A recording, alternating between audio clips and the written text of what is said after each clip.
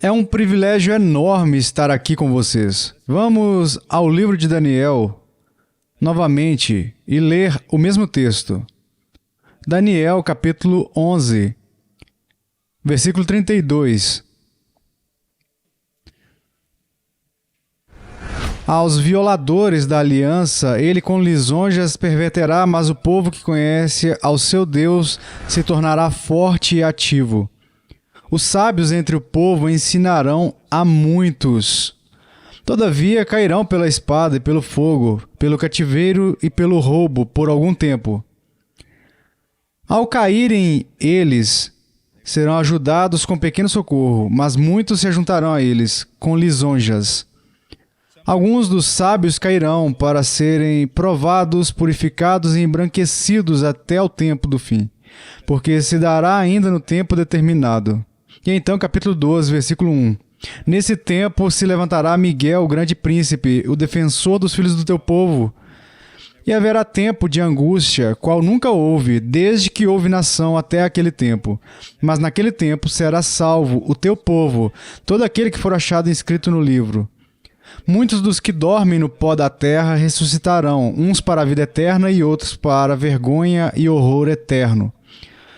Os que forem sábios, pois, resplandecerão como o fulgor do firmamento, e os que a muitos conduzirem à justiça como as estrelas sempre e eternamente. Vamos ao Senhor em oração. Pai, por favor, ajude-nos em nossa fraqueza. Conceda a sua grande força em nossa falta de sabedoria, tua inteligência. Senhor, ajude o seu povo a entender. E, Senhor, que seja mais que compreensão, que o Espírito Santo faça uma obra e gere bons frutos. Faça com que este pequeno sermão seja importante diante de Ti e, de fato, realize algo de valor eterno. Em nome de Jesus. Amém. Agora, quando li este texto há alguns dias e o li novamente, alguns provavelmente começaram imediatamente a pensar em escatologia. E há muitas coisas presentes nesses dois textos que são debatidas por muitas pessoas. E não é o meu propósito abordar nenhuma delas, mesmo que sejam importantes. Porque nestes textos, que por vezes são até discutíveis pelos estudiosos, ainda podemos extrair deles uma aplicação tremenda e certa no que diz respeito às nossas próprias vidas e como devemos agir. Aqui temos Antíoco Epifânio descrito. Certamente, em algumas passagens e em outras, é muito possível que haja uma transição sendo feita para uma figura histórica vindoura, bem mais maligna, conhecida como o Anticristo. Quando chegamos ao capítulo 12, isso se aplica a nós e nos traz esperança, mas também se refere a um tempo posterior, a uma tribulação, a uma perseguição, a um sofrimento e depois a vitória final de Deus sobre todo o mal. Mas o meu propósito ao usar este texto foi simplesmente demonstrar o caráter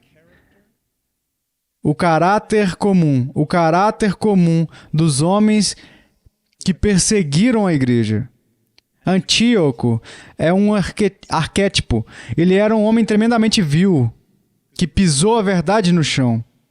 Com ele você não conseguia racionalizar porque ele não se importava com a razão, ele não se importava com a verdade a menos que pudesse usá-la para promover o seu próprio propósito, seus próprios desejos lascivos de poder e fama. Não tivemos tempo na última vez para discutir o fato de ele se autodenominar Epifânio, que significa o manifesto. Seu grande problema é que ele desejava ser Deus, mas entendeu que esse cargo já estava ocupado. E veja, essa é uma das razões pelas quais os homens lutam contra a igreja. O problema deles não é tanto contra a igreja, mas contra a proclamação da verdade de Deus através da igreja. E o constante lembrete ao homem de que você não é Deus. Você não é Deus. E há alguém a quem você deve se submeter. Bem, vimos os perseguidores. Também vimos aqueles que caem sob seu domínio. E eu creio que o texto, especialmente no hebraico, deixa claro que essas eram pessoas que antes da chegada da perseguição já eram negligentes com a aliança. Entende? Antes mesmo de os tempos difíceis virem, eles já estavam desviados de Deus em seus corações. É por isso que mencionei a passagem em Jeremias, especialmente para vocês hoje. Se te fadigas correndo com homens que vão a pé, como poderás competir com os que vão a cavalo? Se em terra de paz não te sentes seguro, que farás na floresta do Jordão? E é por isso que lembrei a vocês que nas Escrituras não vemos muito material sobre como preparar o povo de Deus para a perseguição. Acabamos de ver como preparar o povo de Deus para ser como Cristo. E se você tiver isso como objetivo e atingir esse objetivo, você sairá bem. Você vai se sair bem. Agora, quero ver as pessoas que são capazes de resistir. E há um ponto em comum. Eles conhecem o seu Deus. Eles conhecem o seu Deus. Se lembram da ilustração que dei sobre um amigo lá do Peru que muitas vezes se sacrificou muito por mim? E que se ele entrasse correndo aqui nesse edifício agora e exclamasse: "Me dê as chaves do seu carro", eu jogaria as chaves do meu carro para ele. Eu não perguntaria a ele o que ele iria fazer com as minhas chaves. Não preciso saber o que ele vai fazer, porque sei quem ele é. E sabendo quem ele é, sei que tudo o que ele fizer será certo. É por isso que você não precisa que todas as suas perguntas sejam respondidas. Não precisa. Na verdade, nem sempre, mas às vezes, você exige perante o trono de Deus que suas perguntas sobre por que o pecado existe sejam respondidas. E está demonstrando: Deus, o seu caráter não é suficiente para me dar paz. Preciso saber exatamente o que está acontecendo. Entende?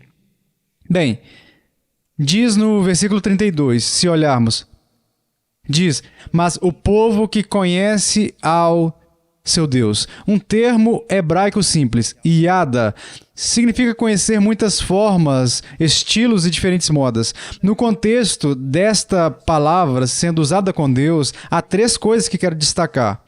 E às vezes as pessoas vão a extremos. Há um grupo por aí que tudo é tudo conhecimento, é tudo conhecimento factual e proposicional. Isso é o que é a fé cristã deles. Uma teologia prístina. Há outros que dizem: não há isso. E eles dizem: não, eu conheço a Deus pessoalmente, relacionalmente. Vivo uma vida de oração e experiencial. O fato é, ambos estão errados. Ambos estão errados. Em primeiro lugar, não tem a ver com... Deixe-me usar algumas palavras aqui. Proposicional, factual, intelectual. Conhecimento de Deus. Deus, em sua sabedoria, nos deu um livro. Um livro escrito em linguagem humana, com regras de gramática.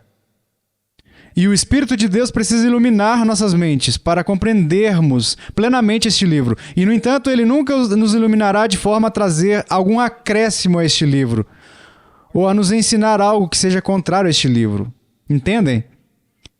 Você deve conhecer a verdade proposicional. Você deve crescer no conhecimento dos fatos bíblicos sobre Deus. Você deve. Esse é um aspecto do conhecimento, e não apenas um aspecto. Essa é a base do conhecimento. E se você não estiver disposto a fazer isso, você estará em apuros. Você sempre será empurrado de um lado para o outro. Desculpe. Estão entendendo? Então, existe um intelectualismo que não é algo mau. Existe um conhecimento intelectual, factual e proposicional sobre Deus. Se eu der a vocês agora mesmo um pedaço de papel e pedir a cada um de vocês que escreva, digamos, os 12 principais atributos clássicos de Deus, e dê uma definição de um parágrafo para cada um deles. Vocês conseguiriam, entende? Isso é importante. Aqueles que conhecem o seu Deus. Mas então, o conhecimento também é pessoal, relacional. Tem que servir. Ora, não tenha medo, porque ninguém pode tirar isso de mim. Já estabeleci o terreno com relação às proposições das Escrituras. Mas também existe um relacionamento. E existe a experiência. Existe conhecer a Deus pessoalmente, enquanto caminhamos com Ele. Existe conhecer a Deus na oração. Existe conhecer a Deus em comunhão. E isso deve ser limitado pelo que as Escrituras nos dizem sobre Deus. Deve ser edificado sobre isso. Mas ainda existe. Sempre digo isso às pessoas. O cristianismo não é menos que conhecimento, mas é mais. Estão entendendo? E os homens e as mulheres que caminharam mais próximos de Deus em comunhão, em relacionamento, foram também aqueles que mais o compreenderam, tal como ele é revelado nas Escrituras. Entende? Isso é importante. Se o meu médico da família sabe muito mais sobre a minha esposa, e como o corpo dela funciona, e tudo mais sobre ela. Ele sabe muito mais sobre ela do que eu, intelectualmente, em relação ao modo como ela funciona. Quero dizer, ele conhece livros sobre ela, dos quais desconheço completamente. Ele não a conhece como eu a conheço. Às vezes sou formado pela Universidade do Texas em gestão de terras petrolíferas. Gosto de estar, às vezes, em salas com caras com doutorado. De onde eu venho, PhD é um escavador de postes. E eu tive um quando tinha 8 anos, então acho que estou à frente do jogo, mas adoro estar com eles e conheci muitos homens assim, com uma devoção calorosa e uma comunhão com Cristo, mas também andei entre eles e notei que há muito pouco conhecimento de Deus ali. Sim, eles têm fatos na mente. É sobre isso. E só para vocês saberem, eu não quero assustá-los nem nada, mas é muito difícil dizer. Você tem 2 homens, e ambos acreditam nas mesmas coisas. Ambos podem expor a doutrina dos mesmos versículos. Mas se você ouvir com atenção, poderá dizer qual deles obteve tudo o que obteve de uma teologia sistemática, e o outro obteve lendo as Escrituras repetidas vezes. Um é como um papagaio, o outro traz a realidade. Eu amo teologia sistemática, eu leio autores o tempo todo. Mas nada substitui o livro. Nada irá transformá-lo como o livro. Você diz, ora, isso é tudo que eu preciso. Então você é um tolo. Por quê? A Bíblia é inspirada, sem erro, inerrante, infalível, incapaz de errar. O problema é, você não é. Você é capaz de errar. Então, quando você interpreta a Bíblia, você pode interpretá-la de forma completamente errada. E é por isso que você precisa de outros teólogos na história da igreja. Porque se todos estiverem de acordo, todos os cristãos dos últimos 2000 anos estão de acordo com a doutrina da justificação. E você surge com uma nova ideia, adivinhe quem está errado. Você está. Entende? E essa coisa relacional aqui que estou falando, penso que realmente se resumiria acima de tudo à oração. A oração, ao caminhar com Deus. E algumas pessoas me dizem, bem, não passo muito tempo orando, mas oro durante o dia. Eu não creio nisso. Porque a capacidade de ter comunhão com Deus ao longo do dia nasce da separação do tempo com Deus durante o dia. E sim, não quero levar você a se sentir condenado. Passamos por períodos em nossa vida quando estudamos mais as Escrituras e não oramos tanto, ou oramos mais e estudamos as Escrituras no que resta. Mas podemos ser uma vez mais ativos e menos devocionais. Mas ao mesmo tempo, a sua vida e a minha vida devem ser marcadas pela oração. Vocês sabem o que nunca perguntaram a Jesus? Os discípulos nunca foram a Jesus e disseram, ensina-nos a andar sobre as águas. Isso é incrível. Ensina-nos a como expulsar demônios. Ensine-nos como ressuscitar os mortos. Nenhuma vez. Mas eles foram até ele e disseram, ensina-nos como orar. Isso me diz que talvez a coisa mais extraordinária na vida do nosso Senhor tenha sido sua comunhão com seu Pai. Eu digo, ninguém orou assim. Ninguém nunca orou assim. Então, você precisa de ambas as coisas. E então, eu simplesmente pego isso, a nova tradução para o inglês. Nem sempre concordo com ela, mas as notas do tradutor são fantásticas. Quero dizer, elas são incríveis. E notei uma tradução em comum. Eles dizem, em vez de dizerem o povo que conhece ao seu Deus, eles dizem o povo que é leal ao seu Deus. E então consultei as notas do tradutor para descobrir o porquê. E eles disseram que o termo conhece às vezes significa conhecer no contexto relacional. Pode ter a conotação de reconhecer a autoridade e ser leal a ela. E quero que vocês saibam de uma coisa. O verdadeiro conhecimento de Deus sempre guiará. Bem, deixe-me colocar dessa forma. A verdadeira teologia sempre levará à verdadeira doxologia. O conhecimento de Deus, o verdadeiro conhecimento de Deus, levará à verdadeira adoração a Deus. E essas duas coisas, uma ortodoxia adequada e uma doxologia adequada, sempre levarão a uma praxis bíblica. Isso significa prática. Você irá se submeter, você obedecerá, você caminhará com ele. Confie e obedeça, pois não há outro caminho. Eu sei que parece banal, mas na verdade não é.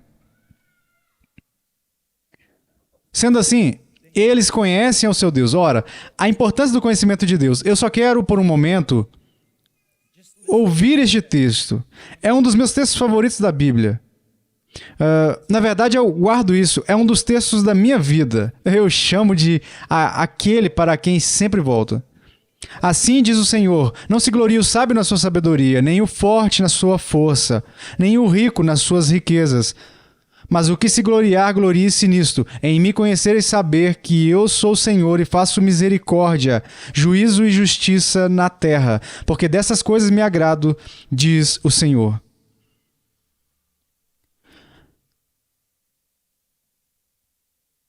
Às vezes sou chamado para ensinar os alunos nas faculdades bíblicas ou nos seminários ou para conversar com os alunos, mesmo em doutorado, programas, e eu fico tipo, o que estou fazendo aqui? E eu gosto, às vezes, a maioria deles é humilde e nem quer falar que tem doutorado. Eles são pessoas humildes e boas. Eu gostaria de ter... Há escolas agora nas quais eu gostaria de ter um doutorado. Com certeza teria me ajudado muito. Porém, veio um rapaz, ele estava meio orgulhoso, ele tinha um doutorado e eu disse, deixe-me fazer uma pergunta. Eu disse, antes de você ser cristão, quantos anos você passou estudando os atributos de Deus? Totalmente dedicado ao estudo dos atributos de Deus. E ele disse, ora, quero dizer, eu li minha Bíblia. Ok. Quando você foi para a faculdade bíblica, você se formou como o primeiro da turma? Quantos desses anos foram dedicados ao estudo dos atributos de Deus? E ele disse, bem, eu tive um semestre em teologia sistemática e lá, por algumas semanas, estudamos alguns dos atributos de Deus. Ok.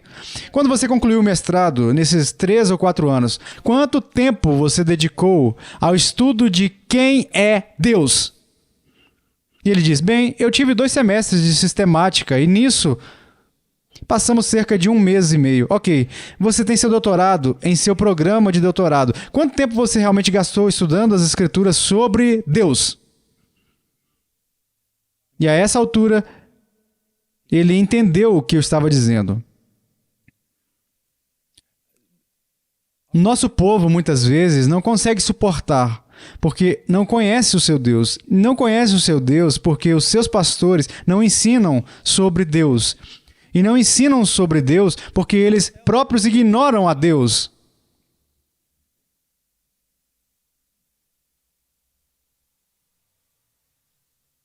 Entendem? Quanto tempo você realmente gastou estudando os seus decretos, suas providências, suas obras? O que significa santidade? Veja, um papagaio pode repetir uma palavra, mas não consegue defini-la. E assim, esse conhecimento de Deus é extremamente importante. É o conhecimento do conhecimento. É por isso que os antigos teólogos se referiam ao estudo da teologia propriamente dita ou da doutrina de Deus como a rainha de todas as ciências. Era a principal disciplina, acima da física e da matemática, e de tudo estava o conhecimento de Deus. Agora, também quero olhar para isso de forma negativa. Eu lhes darei o texto depois de lê-lo. Se vês um ladrão, tu te comprases nele, e aos adúlteros te associas. Soltas a boca para o mal, e a tua língua trama enganos. Sentaste para falar contra teu irmão e difamas o filho de tua mãe. Tens feito essas coisas, e eu me calei. Pensavas que eu era teu igual. Porque eles estavam envolvidos em todo esse pecado. Eles pensavam que Deus era igual a eles na ausência do verdadeiro conhecimento bíblico de Deus. A imaginação dos homens correrá solta. Alguém me perguntou uma vez, qual é o maior ato de idolatria na América? Eu disse, bem, certamente é durante o culto de domingo de manhã. E eles disseram, o que você quer dizer? Eu disse, a maioria daquelas pessoas balançando de um lado para o outro e levantando as mãos e todo tipo de coisas, se você lhes pedir para descrever um Deus bíblico, particularmente no que diz respeito à justiça e à santidade, se você lhes perguntar sobre Deus, elas não seriam capazes de te responder. Veja, muitas pessoas, quando adoram, na ausência de um conhecimento verdadeiro de Deus, estão adorando uma invenção de sua própria imaginação. Mas pior, eles estão adorando um Deus que eles criaram, que se parece muito com eles. Então, o começo da força é conhecer a Deus. É conhecer a Deus. Agora, essa é uma das características das pessoas que conseguem superar. Veja, aqui está um dos problemas. Sempre que alguém fala comigo sobre como consertar a igreja, como consertá-la, então eu digo, ora, aqui está. Se alguém viesse até mim e dissesse, sou um péssimo jogador de basquete, pode me ajudar? Há algum conhecimento secreto, gnóstico, oculto e misterioso que você poderia me passar que me tornasse um jogador de basquete melhor? E eu digo, bem, deixe-me ver você driblar. Bem, eu não consigo driblar. Ok, isso é um começo. Você precisa aprender os fundamentos do drible. Dê um tiro. O quê? Como? Ok, estou começando a ver um padrão aqui. Entendem? Não é encontrar algum segredo para o crescimento da igreja ou para a vida cristã ou algo assim. É simplesmente fazermos as primeiras coisas. E a primeira coisa é conhecer o seu Deus.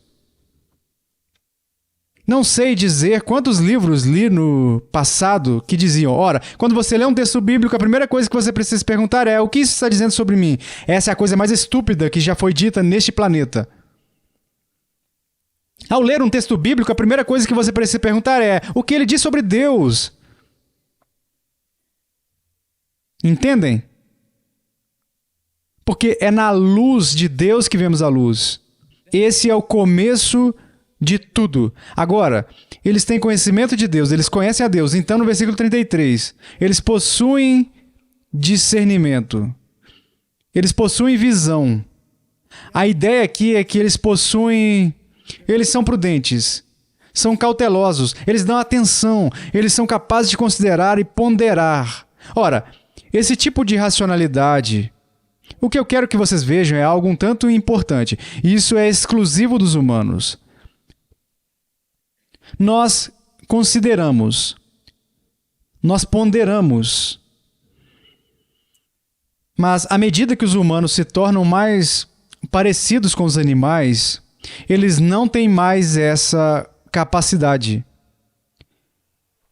E é aí que está a nossa cultura. Infelizmente, é aí que muitos na igreja são cautelosos. circunspecto. Tem um amigo querido, John Snyder, e um dia eu ouvi dizer isso em um sermão e foi simplesmente, cara, realmente atingiu o alvo. Ele disse, estou tão cansado de ouvir pregadores se levantarem e falarem sobre paixão, paixão, paixão, paixão, paixão. Ele disse, alguém precisa começar a falar sobre cautela, cautela, cautela, cautela. Estamos vivendo num campo minado, vocês percebem isso? Imagine por um momento que você está aqui e o salão está pegando fogo e você está bem ali e precisa sair por aquela porta. O que você vai fazer? Você vai sair correndo pela porta. Mas aí alguém diz, antes de dar o primeiro passo, saiba disso. Todo aquele andar ali está minado. Tem bombas escondidas, placas de pressão. Se você pisar em uma delas, você vai morrer. Bem, agora você está com problemas, não é? O prédio está pegando fogo, mas se você atravessar este andar, não saberá por onde andar e provavelmente morrerá. Tua palavra é lâmpada para os meus pés. Circunspecto. Como você pode ser cauteloso? Somente conhecendo a palavra de Deus. Agora, se você está aí, tem uma encruzilhada e não sabe o que fazer, mas eu vou até você e digo, aqui está o mapa de onde estão todas as minas. Ah, obrigado. 2 passos para a esquerda, 4 passos para a frente. Entende? Conhecimento bíblico. Eles possuem visão. Ouça o que Paulo diz. Portanto, vede prudentemente como andais, não como nécios, e sim como sábios, remindo o tempo, porque os dias são maus. Por esta razão, não vos torneis insensatos, mas procurai compreender qual a vontade do Senhor. O velho revivalista inglês, Leonardo Ravenhill.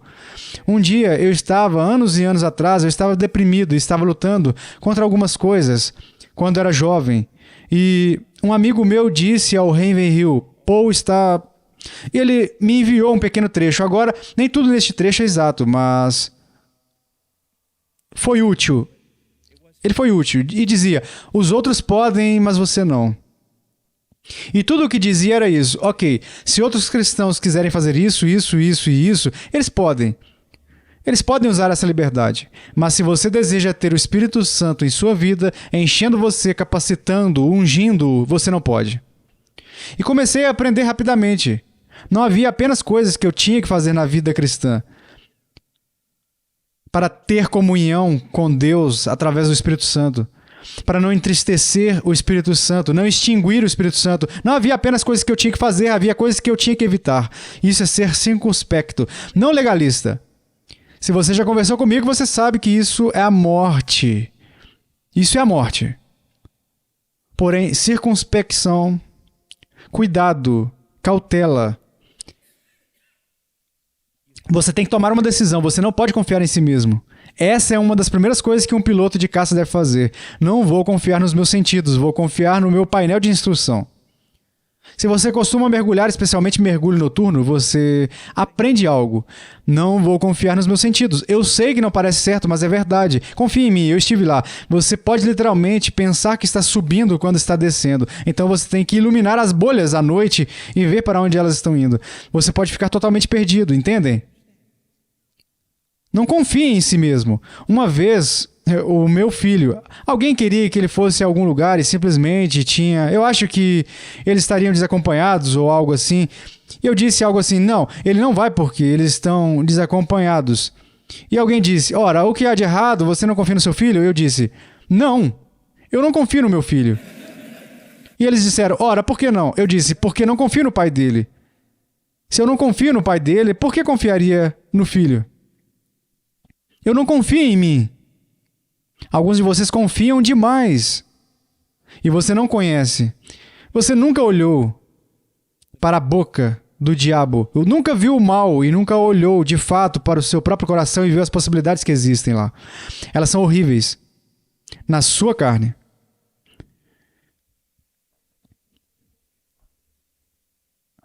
A capacidade de discernir. Eu sei que isso parece estranho, mas eu recomendaria a muitos de vocês em seu estudo das Escrituras. Estudem uma pequena obra sobre lógica clássica e o uso da razão. De ser capaz de reconhecer a falácia de um salto irracional, de uma ideia até uma conclusão. Não somos um povo pensante. Há vários anos... estudei muito na escola e não me saía mal. Quero que vocês saibam disso, por isso preciso contar essa história. Mas eu tinha estudado lógica, filosofia, matemática, coisas assim, sabe? Um amigo meu, quando me formei, me mandou um livro sobre lógica. E eu li. Era Watson. E eu li o primeiro capítulo 3 vezes. E pensei, uau, preciso me familiarizar com esses termos antes de continuar e antes que ele defina os seus termos. Preciso me familiarizar com esses termos antes de prosseguir com o resto do livro. Essa é a coisa mais difícil que eu já tive que aprender. Então fui até a cozinha pegar um copo de leite e voltei. E olhei para a capa do livro. E era um livro usado que ele tinha me enviado e tinha um desenho nele, uma capa. E notei que parecia um professor de pé diante de um grupo de crianças assim. E parecia que ele as estava testando oralmente. E pensei, bem, alguém colocou a capa errada neste livro. Então voltei, li o prefácio e percebi que era um livro de lógica escrito para crianças do ensino fundamental no período colonial. Não somos um povo pensante. Devemos aprender que isso é um sofisma. Lembro-me de dar aos meus filhos, nós educamos em casa, demos a eles esses livros sobre sofisma, lógica e conversamos com eles sobre isso e ouvimos eles. É um pouco assustador agora porque eles dizem, pai, o que aquele pregador disse foi um sofisma lógico. Eu fico tipo, cara, eu realmente preciso ter cuidado. Entende? Portanto, precisamos ser capazes de interpretar as coisas, mas interpretá-las à luz das Escrituras. É somente à luz de Deus, conforme Ele se revela nas Escrituras, e principalmente através do Evangelho de Jesus Cristo. É somente sob essa luz que podemos interpretar o mundo. É por isso que você não deveria pensar, quando se dirige a pessoas não regeneradas, por que elas não conseguem ver isso? Ora, saia, vá pregar em um cemitério. Por que eles não podem sequer se levantar? Porque eles estão mortos. E morto em grego e hebraico significa morto. Literalmente morto. Eles realmente estão. Eles não estão doentes. Não estão nadando no fundo. Não estão boiando no topo. Estão mortos. E é por isso que só pode ser através do poder de Deus. Você só verá uma manifestação do poder de Deus quando se separar do braço da carne e confiar no que está escrito e no poder do Espírito Santo.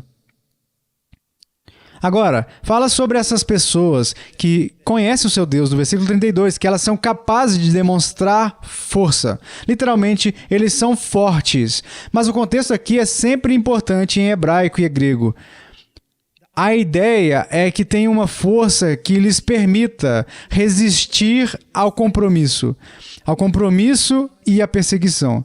Eles podem suportar. Em sua própria vida, se você leva a piedade a sério, sabe que, em parte, vive uma vida de resistência. Você está resistindo às coisas. Você deve dizer não às coisas. Espero que você esteja ciente disso como cristão. Nem sempre é sim. Na verdade, para o mundo é sempre não. Quando você se casou com Cristo, quando disse sim a Ele, você disse não ao mundo. Assim como sempre digo, quando me casei com a minha esposa e disse sim para ela, disse não para todas as outras mulheres do mundo. Agora, elas ficaram aliviadas. Mas foi exatamente isso que eu fiz. Não. Ok? Demonstram força. Na ESV, permanecem firmes. NVI, eles resistem firmemente. Na nova versão em inglês, eles agem com os seus valentes. Ora, eles não só resistem, porque você não quer entrar nesse tipo de cristianismo, certo? Sim, o mundo vai acabar e sim, vai ser muito difícil. Mas não devemos ser pessimistas. Devemos ser otimistas. Portanto, não apenas demonstramos força ao resistir ao mal, mas também fazemos outra coisa, agimos. E em hebraico, realmente não é tão extravagante, a menos que você entenda esse verbo, em outros contextos, significa apenas que sim. Eles fazem isso. Não devemos ser passivos no meio da perseguição. No meio da perseguição. Quando estive com povos perseguidos, eu preguei entre eles e trabalhei entre eles. Havia uma tendência de tentar esconder-me. E você diz, bem, eu não faria isso. Sim, você faria? Deixe-me compartilhar algo com vocês. No Ocidente, como não houve tanta perseguição, às vezes pensamos nisso como uma coisa gloriosa. Não é. Ah, você ouve essas histórias. Como foi estar na prisão? Ah, era como estar em um jardim com Jesus. Sim, isso pode acontecer às vezes, mas na maioria das vezes não é assim. Quando você está naquela prisão, parece que Jesus te abandonou.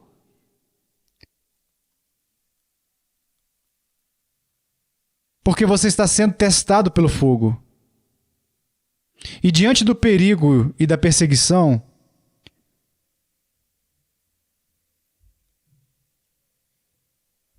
dá medo, como você não pode imaginar. E é que os cães do inferno foram soltos em você. E você está encarando a boca do maligno. E ele está zombando de você. E você não consegue nem mover um músculo para correr. E se não fosse pelo pastor que está sobre você, você entraria em colapso. Saiba disso. Não há nada de glorioso na guerra ou na perseguição. Nada.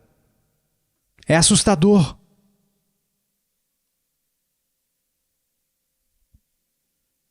Mas Deus é capaz de fazer você ficar de pé.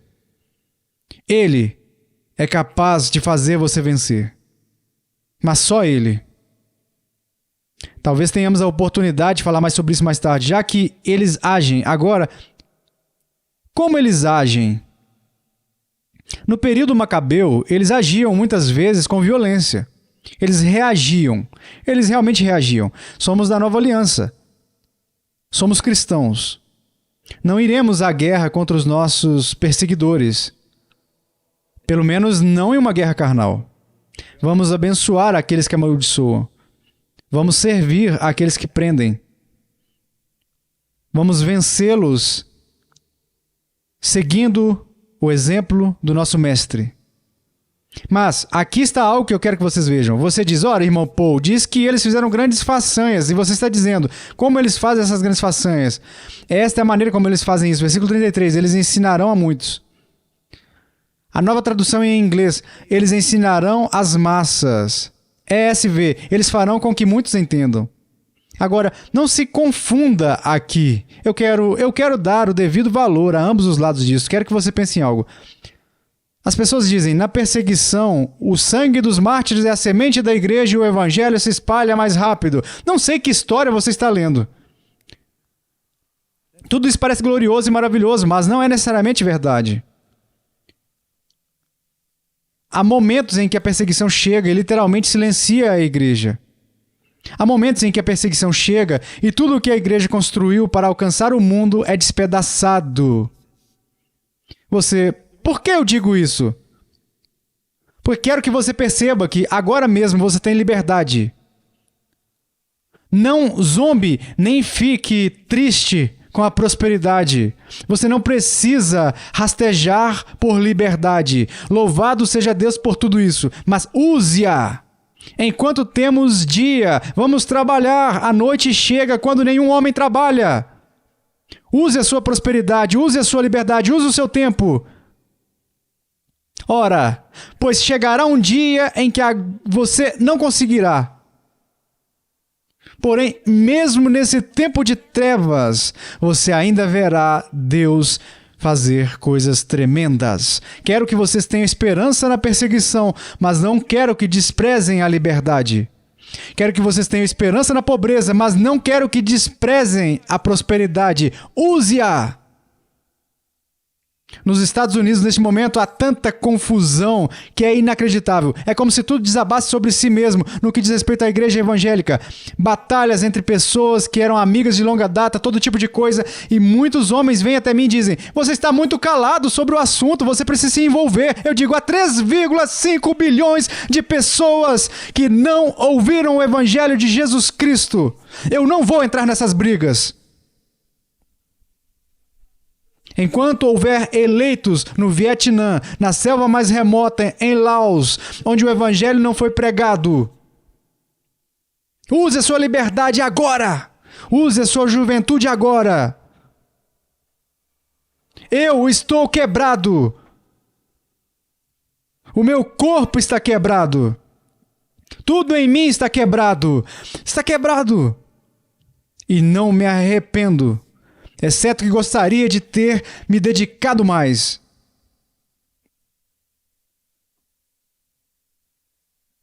As pessoas dizem: Deus te deu uma mensagem e um cavalo, você matou o cavalo. Eu não ligo. Vocês jovens, usem sua força. Para Deus, nada faz sentido fora dele. Nada, nada.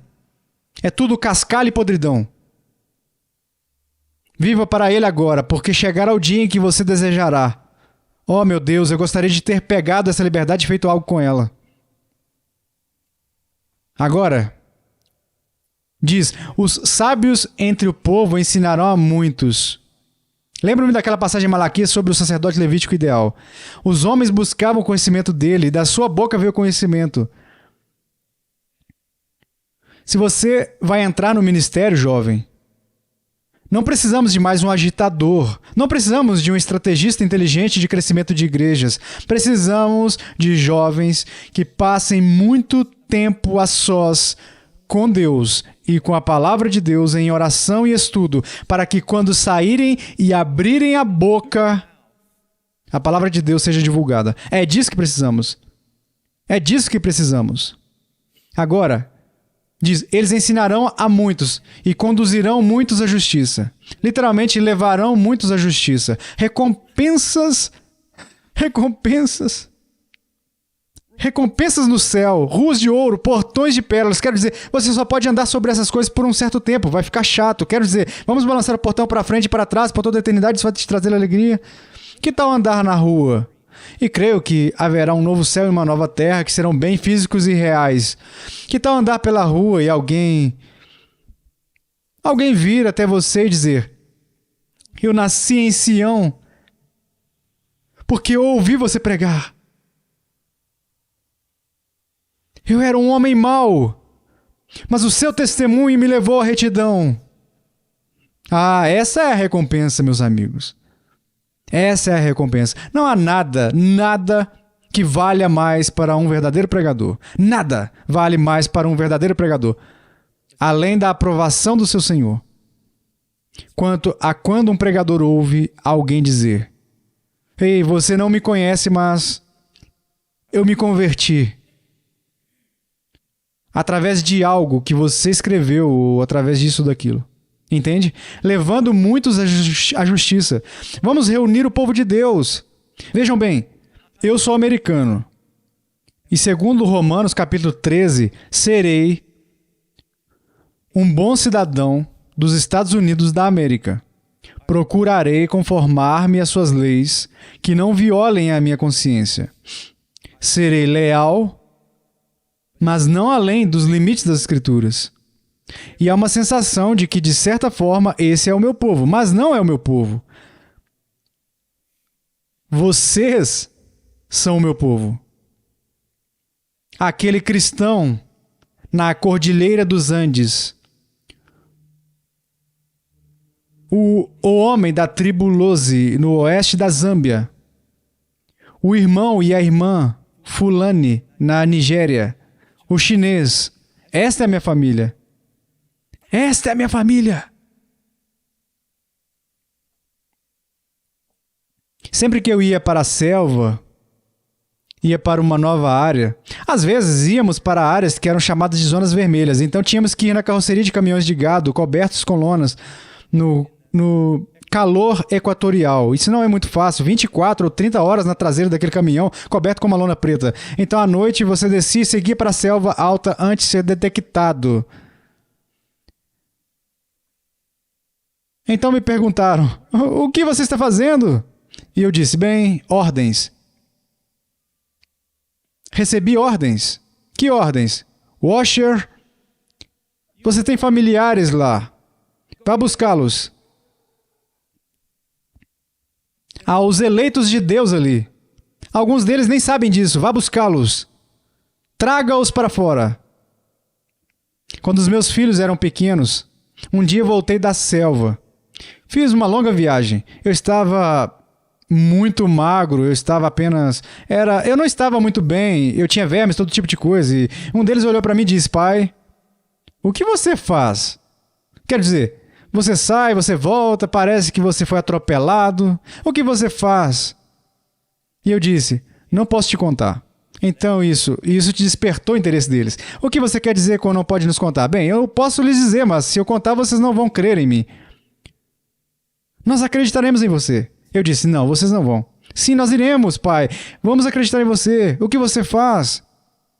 Eu disse: tudo bem, vocês prometem não contar a ninguém?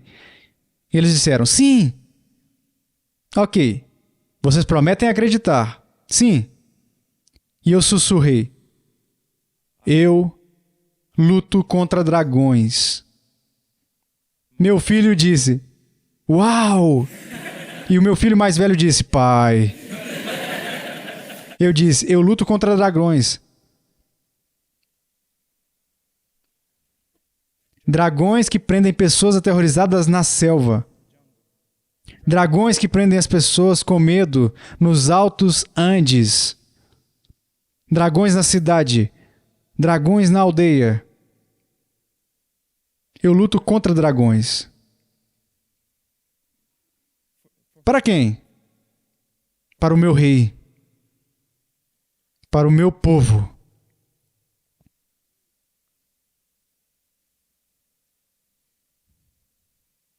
O cristianismo é muito mais do que serviços religiosos.